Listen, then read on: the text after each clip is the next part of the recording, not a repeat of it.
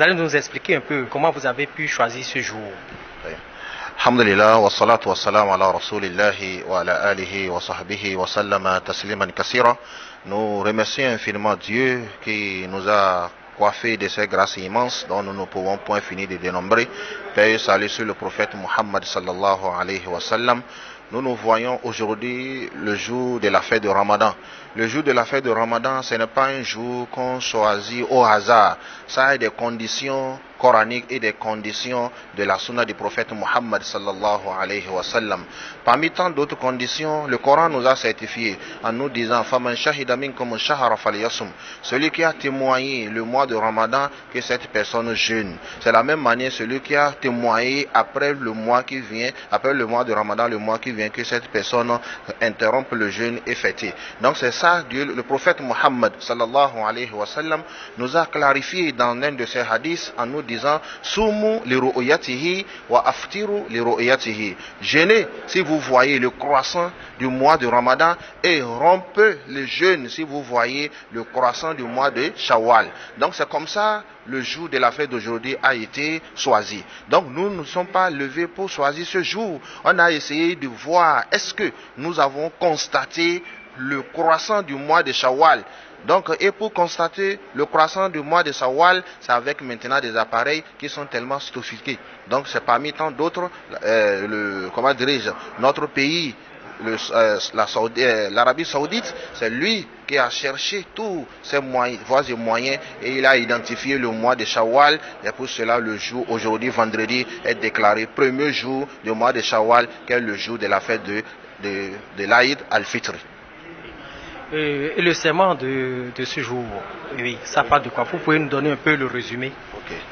Alhamdulillah, nous remercions Dieu. Le serment d'aujourd'hui nous a parlé de beaucoup de choses. Mais parmi d'autres, nous allons résumer ces choses en des petits points, dans au moins 6 à 7 points. Premier point, le serment nous a exhorté d'être reconnaissants. La reconnaissance, dans quoi? Parce que le mois de Ramadan, Dieu nous a accordé ce mois du début jusqu'à la fin, il nous a compté parmi ceux qui ont jeûné, parmi ceux qui ont veillé, parmi ceux qui ont accompli des bonnes œuvres au cours de ce mois, en espérant une récompense auprès de Dieu. Ça, c'est une reconnaissance. Et cette reconnaissance, c'est une adoration.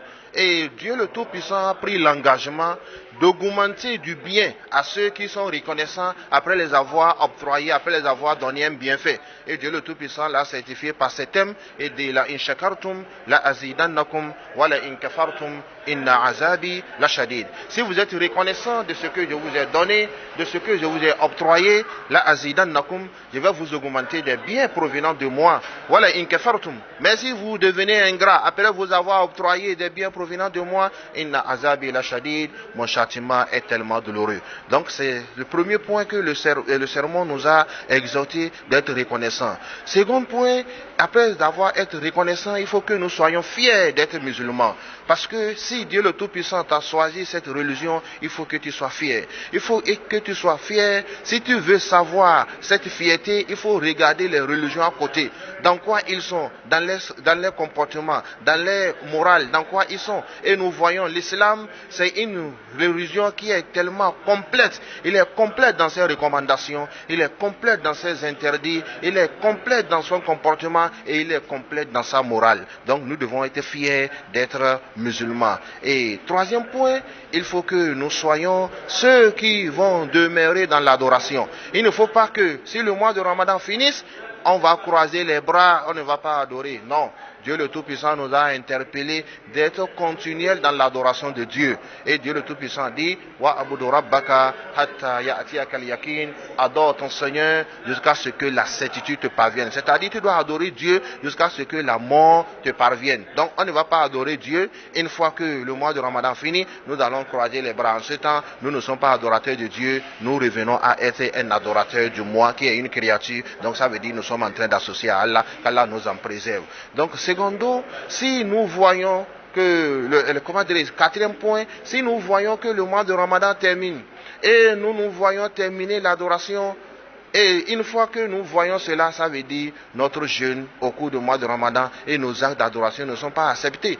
Parce que parmi les signes d'acceptation de nos actes d'adoration au cours du mois de Ramadan, c'est de te voir continuer dans l'accomplissement des bonnes œuvres après le mois de Ramadan. C'est encore une des signes que Dieu le Tout-Puissant montre sur un serviteur qui a gagné son mois de Ramadan, il se voit continuer dans l'adoration après le mois de Ramadan. Donc c'est pour cela que le sermon nous exhorte d'être continuel au cours et après le mois de Ramadan pour pouvoir profiter du mois de Ramadan. Et cinquième point, le sermon nous a exhorté. Le mois de Ramadan finit, mais pourtant il a encore un grand bonus que Dieu nous a accordé par la bouche du prophète Muhammad sallallahu alayhi wa sallam, où le prophète dit dans ce hadith: Man sama ramadanan summa atba'ahu sittan min shawwal kana kasiyamid dahr. Que quiconque a jeûné le mois de Ramadan, après son jeûne, il a accompagné le jeûne de 6 jours de jeûne dans le mois de Shawwal, dans le mois actuel, que comme s'il a jeûné tout le temps. C'est comme s'il a jeûné tout le temps, ça veut dire, c'est comme s'il a jeûné toute une année entière. Et si nous allons rentrer dans le développement, un verset coranique nous certifie dans le Saint-Coran où Dieu le Tout-Puissant dit: Manja abil hasanati falahu ashrun amsaliha. Celui qui a fait une bonne œuvre auprès d'Allah subhanahu wa ta'ala, que Dieu multiplie l'œuvre par 10 de ce qu'il a fait. Et nous voyons, dans une année, nous avons 360 jours. Et si nous voyons un mois fois 10, ça fait déjà 300 jours. Et 6 jours, si nous allons le faire fois 10 aussi, ça fait 60, qui te donne la récompense de 360 jours, comme si tu as jeûné une année entière. Donc, et le sixième point qui est très capital, le sermon retourne maintenant vers nos chères mamans en les appelant d'un hadith qui est très capital. Dans ce hadith où le prophète sallallahu alayhi wa sallam dit: si la femme a jeûné et a prié, a respecté les 5 prières quotidiennes, et il a jeûné son mois de Ramadan, et après avoir jeûné son mois de Ramadan, et il a respecté, il a veillé à son chasteté, il s'est conservé uniquement à son mari, et après cela il a fait quoi?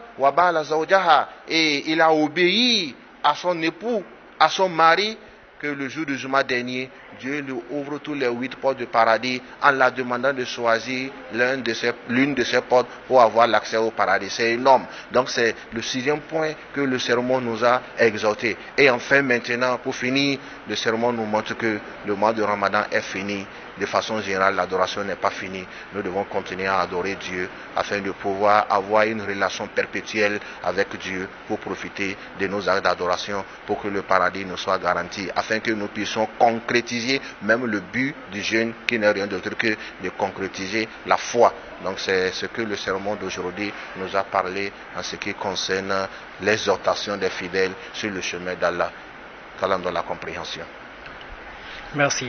Merci beaucoup, je vous en remercie.